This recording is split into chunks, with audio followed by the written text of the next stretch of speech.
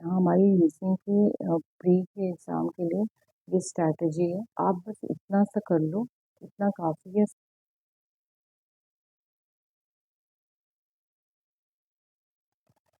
Hello friends, आज हम बताएंगे आपको रीजनिंग की स्ट्रैटेजी फॉर प्री एग्ज़ाम। आपके आने वाले जो भी प्री एग्ज़ाम है, जैसे आरआरबी पीओ, आरआरबी पीओ हो गया, आरआरबी क्लर्क हो गया, ठीक है, आईएएस क्लर्क हो गया, ठीक है। उनकी स्ट्रैटेजी रीजनिंग में क्या स्ट्रैटेजी रहेगी हमारे पॉइंट ऑफ व्यू से वो बताएंगे, ठीक है। सबसे फर्स्ट है आपका कि आपको आपके जो भी इसमें बेसिक कॉन्सेप्ट्स हैं रीजनिंग के, वो सब क्लियर होने चाहिए, ठीक है। और ये आप कॉन्सेप्ट वीडियो देख करके क्लियर कर सकते हो। यूट्यूब पे वीडियो आती है कई सारे, उनको देख करके आप हर ये आपका ये जो भी जितने भी टॉपिक्स हैं उनकी सबकी वीडियो आप देख के एक एक करके अ, एक हफ्ते में एक हफ्ते में तो आप आराम से ये सारे टॉपिक्स कवर कर सकते हो। सभी टॉपिक्स को एक एक वीडियो देख करके आप क्लियर कर सकते हो अपने कॉन्सेप्ट, जो भी बेसिक कॉन्सेप्ट हैं। फिर उसके बाद आपको सेकंड में क्या करना है, solve previous year question paper solve करने हैं। जितने भी 3 से 4 जितने भी ईयर के होंगे वो आप क्वेश्चन पेपर सॉल्व करोगे। क्लियर कॉन्सेप्ट आपके क्लियर हो गए। आप एक बार प्रीवियस ईयर क्वेश्चन पेपर देख लो, मेमोरी बेस्ड जो होते हैं जितने भी, उनको आप देख लोगे तो आपको ये आइडिया हो जाएगा कि पता है क्या कैसे क्वेश्चंस आ सकते हैं, या कोई कैसे क्वेश्चन आते हैं, ये पैटर्न क्या है, वो सब आपको समझ में आ जाएगा। फिर उसके बाद आपको प्रैक्टिस करने हैं इन्हीं सब जितने भी, जैसे अल्फ़ाबेट टेस्ट के हो गए क्वेश्चन, ब्लड रिलेशन के हो गए, डिस्टेंस एंड डायरेक्शंस के हो गए, सिलोजिज्म्स के हो गए, ऑर्डर एंड रैंकिंग के हो गए, इक्वालिटी के हो गए, कोडिंग डिकोडिंग के, पजल के, सिटिंग अरेंजमेंट्स के, इन सब के क्वेश्चन आपको हर टॉपिक के क्वेश्चन आपको प्रैक्टिस करना है अच्छे से, ठीक है।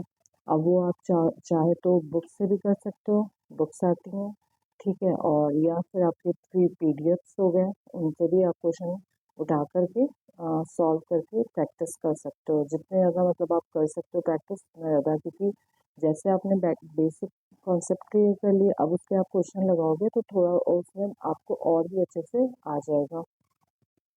उसके बाद आपको इसमें ही पजल और सेटिंग अरेंजमेंट आता है, उसको आपको डेली सॉल्व करने हैं 4 से 5 पजल, ठीक है। और हर टाइप के, ठीक, जितने भी टाइप्स होते हैं, जैसे इसमें आपका हो गया, इसी में ही टॉपिक्स जो होते हैं, ठीक है, इसमें आपके मिसलेनियस भी होते हैं, नहीं नहीं मिसलेनियस भी होते हैं इनमें, और पजल भी होते हैं, और सिटिंग अरेंजमेंट भी होते हैं, ठीक है। मिसलेनियस टॉपिक्स में क्या होते हैं, सिलोजिज्म्स हो गया, इनइक्वालिटी हो गया, डिस्टेंस डायरेक्शन हो गया, ऑर्डर रैंकिंग हो गया, कोडिंग डिकोडिंग हो गया, अल्फाबेट या अल्फा न्यूमेरिक हो गया, ब्लड रिलेशन हो गया, ये सब मिसलेनियस में आते हैं। और सिटिंग अरेंजमेंट में आपके आते हैं सर्कुलर बेस, जैसे सर्कल में कितने बैठे, ठीक है, ट्राइंगल में कितने बैठे, ट्राइंगल में जैसे बैठाते हैं, या रेक्टेंगुलर में बैठाते हैं पर्सन को, या स्क्वायर बेस हो गए आपके, हेक्सागोन हो गए, ठीक है। इन सब के आपको क्लियर करने रहेंगे, ये सब आपके क्वेश्चन प्रैक्टिस करने रहेंगे, ठीक है।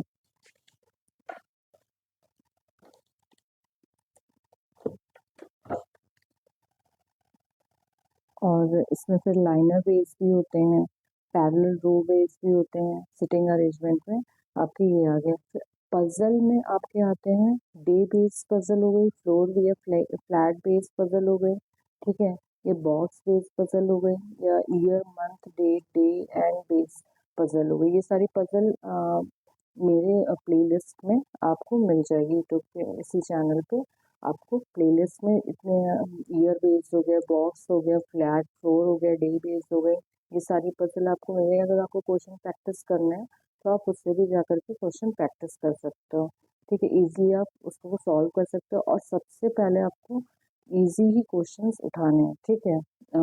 बिल्कुल एकदम से टफ नहीं क्वेश्चन लेने हैं, इजी का इजी से आपको टफ में जाना है, ठीक है। तो ऐसे पजल्स हो गए, ऐसे पजल्स आपको 4 से 5 डेली पजल, ऐसे हर टाइप के पजल सॉल्व करने हैं। पजल हो गया, सिटिंग अरेंजमेंट हो गया, ठीक है, ये सब आपको सॉल्व करना है। अब आपके मिसलेनियस में जैसे कि यहाँ पे आपके मिसलेनियस क्या है, मिसलेनियस में आपके आ गए, मिसलेनियस में आपके जैसे भी स्लॉक्स हैं, ठीक है, इनइक्वालिटीज हो गए, डिस्टेंस हो गए, इन सब के भी क्वेश्चन आपको प्रैक्टिस करने हैं डेली, ठीक है, इनके क्वेश्चन आपको डेली प्रैक्टिस करना है। मिसलेनियस से आपको कुछ क्वेश्चन उठा लीजिए और कुछ आप सिटिंग अरेंजमेंट से उठा लीजिए, कुछ आप पजल से उठा लीजिए, तो ऐसे आपको डेली ही क्वेश्चन आपको प्रैक्टिस करना है, ठीक है।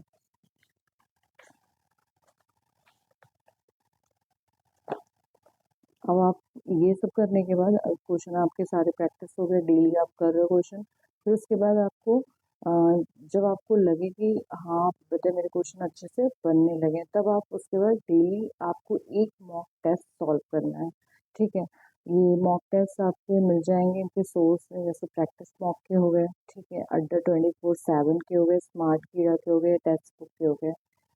इनमें से आपको कोई भी या इन दो दो आप मॉक टेस्ट ले लो और उनमें से आप आराम से मॉक टेस्ट सॉल्व कर सकते हो, ठीक है। मॉक टेस्ट आपने सॉल्व किया, मॉक टेस्ट दिया, फिर उसके बाद आपको उसे एनालिसिस भी करना है, ठीक है। तो ये आपके हो गए डेली सॉल्व। इतनी चीज़ें आप कर लोगे ना, काफ़ी है आपके लिए, आपका प्री। और इसमें कोई भी प्री में ऐसा कुछ भी टॉपिक नहीं है जो छूटा हो आपका, ठीक है, सारे टॉपिक इसी में हो गए हैं, आपके कवर हो गए हैं। बस उन्हीं उन्हीं को अच्छे से आपको प्रैक्टिस करना है, अच्छे से, ठीक है। और ये आपका पजल पजल तो आपको डेली लगाना है, 5 से 6, 4 से 5 पजल तो आपको डेली लगाना है, ठीक है। और फिर उसके बाद आप मॉक टेस्ट करिए, क्विज हो गए, क्विज भी आप कर सकते हो, जैसे क्विज आपके हो गए, आप ये डेली लगा सकते हो, सेक्शन मॉक टेस्ट लगा सकते हो, ठीक है। ये सब आपको सॉल्व करना है अच्छे से। तो हमारी रीजनिंग की प्री के एग्ज़ाम के लिए ये स्ट्रैटेजी है कि आप बस इतना सा कर लो, इतना काफ़ी है। सबसे पहले आप अपना बेसिक क्लियर कर लो और उसको आप 1 हफ्ता दे दो, 1 हफ्ते में आपके सारे जितने भी टॉपिक्स हैं ना, वो सब आपके क्लियर हो जाएंगे। इसमें ज़्यादा टाइम नहीं लगना है, ठीक है। और बाकी जो है उसके बाद से फिर आपको सिर्फ और सिर्फ प्रैक्टिस करनी है, ओनली प्रैक्टिस, ठीक है।